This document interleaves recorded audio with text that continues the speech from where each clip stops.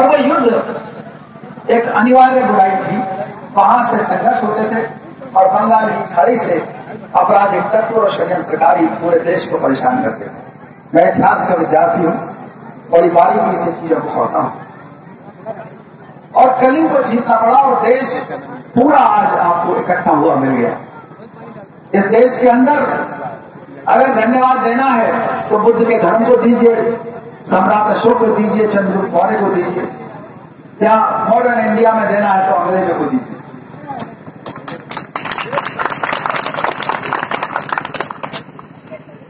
अगर महामानव बुद्ध के रास्ते पर सम्राट अशोक ना चलते, हर्ष ना चलते, कनिष्क ना चलते, तो इस देश का जो नक्शा आज दिखाई देता है, जो कसम खाते हैं राष्ट्रपति प्रधानमंत्री, वो कसम कोई नहीं खवाता। इतनी सारी रियासतें इन्होंने बना ली थी, ये लोग देश को काटते रहे हैं और बुद्ध के मानने वाले इस देश को इकट्ठा करते रहे। इन्होंने कसम नहीं की महामानव बुद्ध को खत्म करने की। एक एक मूर्ति की नाक तोड़ी, कान तोड़ा, आज भी डॉक्टर अम्बेडकर की उंगली तोड़ने से बाज नहीं आते। उनकी आदत नहीं बदली। विदेशी ताकतें आई, इनको मारा, इनकी सारे शस्त्र छीने, इनका अपमान किया, सारी चीजें की, लेकिन इनकी लड़ाई अगर है पहले बुद्ध से थी, फिर बाद में आकर के लड़ाई इनकी आज संविधान से लड़ाई है। बुद्ध के जितने भी विहार बने हुए थे, स्तूप बने हुए थे, गांव के अंदर सबूत है। इतनी पुरानी मूर्तियां हैं, अधिकतर की नाक टूटी हुई मिलती। एक बदले की भावना से वर्ण व्यवस्था के ठेकेदारों ने बुद्ध के दर्शन को और धर्म को इस देश से खत्म किया। और जब सम्राट अशोक ने दंड संहिता बना दी तो षड्यंत्र और गहरा हो गया कि भाइयों को लगा दिया सम्राट अशोक। सम्राट अशोक के नाम जिन अभिलेखों पर लिखे हुए थे वो अभिलेख तोड़ दिए गए। इतनी माइनर कॉन्स्पिरेसी की गई, इतनी अंदर जाकर के। सम्राट अशोक का नाम कैसे हमें मालूम हुआ? अगर इस देश में अंग्रेज ना आते, अलेक्जेंडर कनिंघम ने, जो लोग पढ़े लिखे हैं वो लिख भी सकते हैं नाम, अन्य लोगों को बता भी सकते हैं, गूगल पे भी मिल जाएगा, कुछ चीजें गूगल पे भी नहीं मिलेगी। अलेक्जेंडर कनिंघम ने इंसान की किताबों को पढ़ के कदम से नाप नाप करके, चाहे तक्षशिला हो, चाहे सारनाथ हो, चाहे अहिछत्र हो, सबको अध्ययन करके नाप नाप करके खुदाई करवाई और एक अंग्रेज जेम्स प्रिंसेप ने उस लिपि को खोजा जिसको आप ब्राह्मी लिपि के नाम से जानते हैं, खरोष्ठी लिपि के नाम से जानते हैं, अरामैक लिपि के नाम से जानते हैं। तब भी अशोक का नाम आसानी से नहीं मिला, सबको देवानाम पीएलएससी लिखा हुआ था। जॉर्ज टर्नर नाम के आर्कियोलॉजिस्ट थे जो श्रीलंका में काम कर रहे थे द्वीपवंश और महावंश पर। उन्होंने वहां देखा कि अशोक का नाम लिखा है और ये अशोक वही अशोक है जो सम्राट अशोक ने हजारों स्तूप बनवाए, हजारों जगह अपने अभिलेख लिखे, जिन्हें अभी देश में शासन प्रशासन करना किसी ने इतना नहीं सिखाया, लेकिन उनको खत्म किस तरह से किया गया? बदले की भावना से। यहीं पास में जाकर के देखिए, देवर कोठार, अशोक के स्तंभ और वहां जो स्तूप थे वो इस तरह से तोड़े गए हैं बदले की भावना से। वर्ण व्यवस्था के ठेकेदारों ने कहा आपको रोना आ जाएगा, कितना बदला लिया तुमने बुद्ध से। और वो बदला क्यों? क्योंकि तुम्हें जाति से प्यार है, असमानता से प्यार है, अपमान से प्यार है, अत्याचार से प्यार है, और हमको समतामूलक समाज से प्यार है। हमको कमजोर समझा गया, हमको कार समझा गया। हम बुद्ध के मानने वाले थे, क्षमा करते रहे। इसको हम अपनी गलती नहीं कह सकते क्योंकि वही बुद्ध का धर्म पूरी दुनिया के हर देश में चला गया। आज हर देश के अंदर दिखाई देती है लोकतंत्र की व्यवस्था, शांति की व्यवस्था। अगर युद्ध होता है तो कोई ना कोई देश, चाहे वो ट्रंप हो, चाहे मोदी जी, कोई भी हो, युद्ध के खिलाफ दुनिया के अंदर अगर लोग जाते हैं तो बुद्ध से प्रेरणा लेकर के जाते हैं। यूक्रेन का युद्ध रशिया से चल रहा था, इंडिया और पाकिस्तान का जो तनाव था वो बंद हो गया। वजह यही है कि पूरी दुनिया ने ये मान लिया है कि दुनिया को जो आवश्यकता है वो बुद्ध की आवश्यकता है, युद्ध की आवश्यकता नहीं। सम्राट अशोक के बारे में मैं बताना चाहूंगा, बताने के लिए क्योंकि मैंने पीएचडी और डी सम्राट अशोक पर, बुद्ध पर, बाबा साहब पर किया है। और एक किताब जो 3-3, 4-4 महीने में पढ़ी जा सकती है, उन किताबों को पढ़ा जो ऑनलाइन से मंगाई गई, अमेरिका से मंगाई गई, इंडिया में वो अवेलेबल भी नहीं है।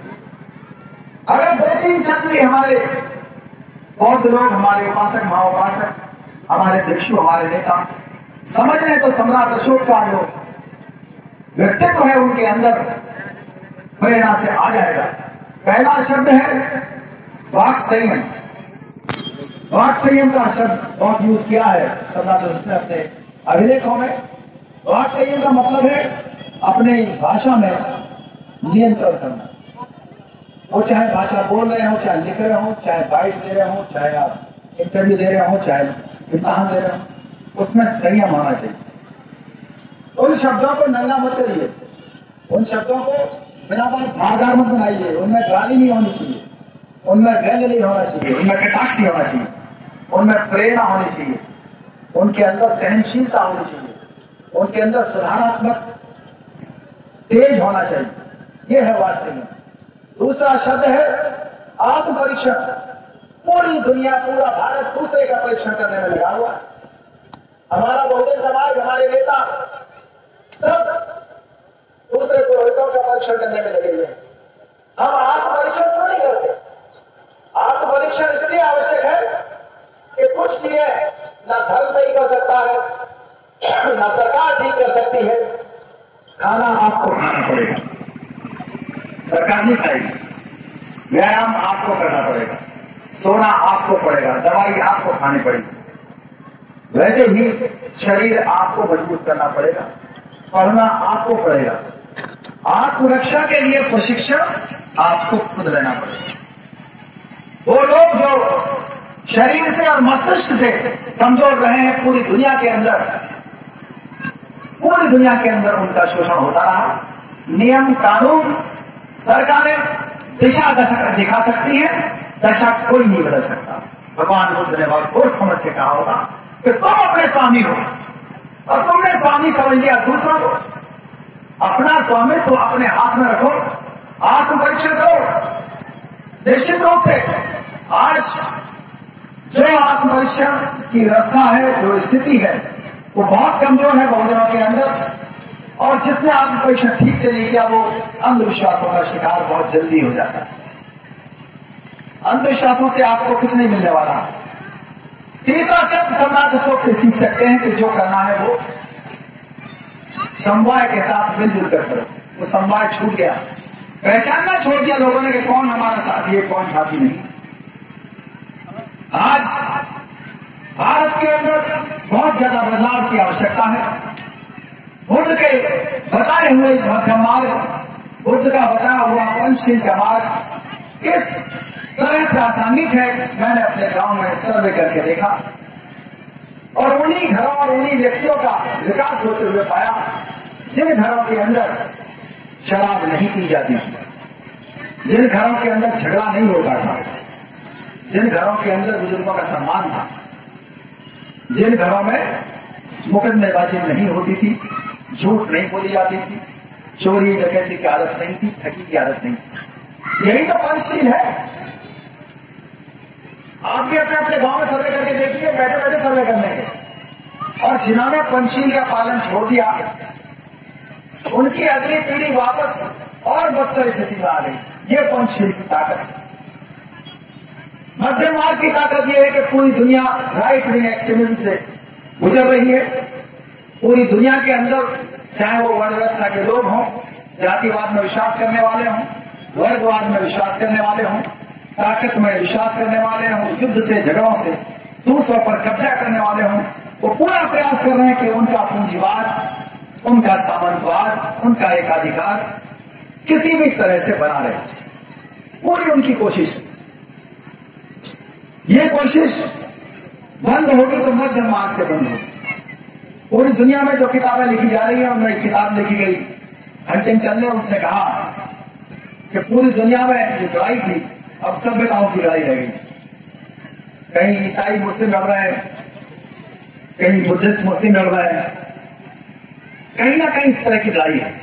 जिन्होंने बुद्ध के संदेश को ठीक से नहीं समझा, मध्यम मार्ग को नहीं समझा, अत्यदीपो भाव को नहीं समझा, वो निश्चित रूप से कहीं ना कहीं गलत रास्ते पर आते हैं और उनका पतन होता चला जाता है।